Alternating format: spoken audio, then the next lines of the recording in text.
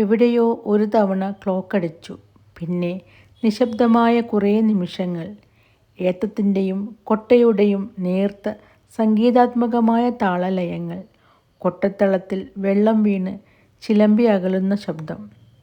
ദീനു, ഗിരി, ഇത്തിരി കൂടി വലിക്കൂ, ഞാൻ ഇപ്പോൾ വരാം, മൂത്രമൊഴിക്കട്ടെ. അത് പതിവാണ്. ഇരുട്ടിൽ ഉഷ എവിടെ പോകുന്നുവെന്നറിയില്ല.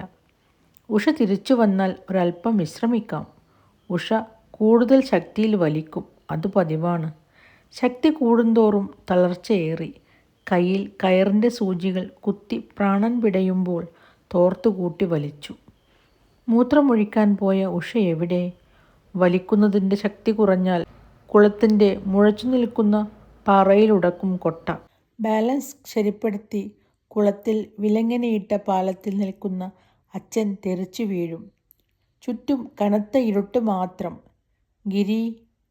ദിനുവിൻ്റെ ശബ്ദം വിറച്ചിരുന്നു. അത് തീരെ ദുർബലമായി തോന്നി. എന്തേ, പേടിയാവുന്നില്ലേ?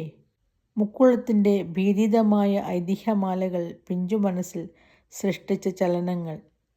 കുന്നിൻ്റെ താഴ്വരയിൽ നിന്ന് ഒഴുകി വരുന്ന ശബ്ദങ്ങൾക്കും അപ്പോൾ ഭയത്തിൻ്റെ മുഖമുദ്രയുണ്ടായിരുന്നു.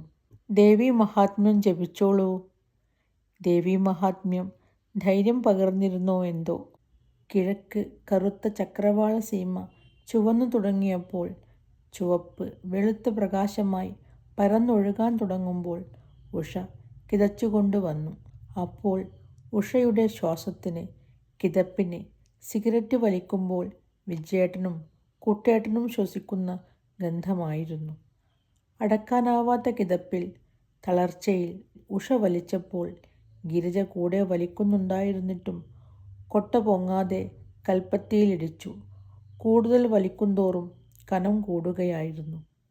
പതിവ് വിട്ട് അച്ഛൻ ഏത്തം നിർത്തി.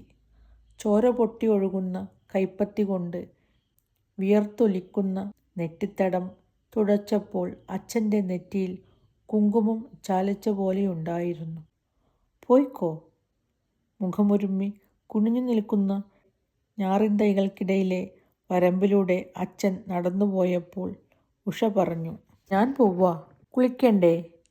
ഗിരിയും ദീനുവും കുളിച്ചോളൂ. അവൾ നിഷേധാർത്ഥത്തിൽ മൂളി. പിന്നെ ഉഷയുടെ പിന്നാലെ ഇല്ലത്തേക്കുള്ള വഴി കുത്തനെ കയറുമ്പോൾ മീതെപ്പറമ്പിൽ പേരറിയാത്ത, ഭാഷയറിയാത്ത ചെറുപ്പക്കാരൻ ചുണ്ടിൽ നിറയെ പേസ്റ്റിൻ്റെ പതയുമായി നിൽക്കുന്നു.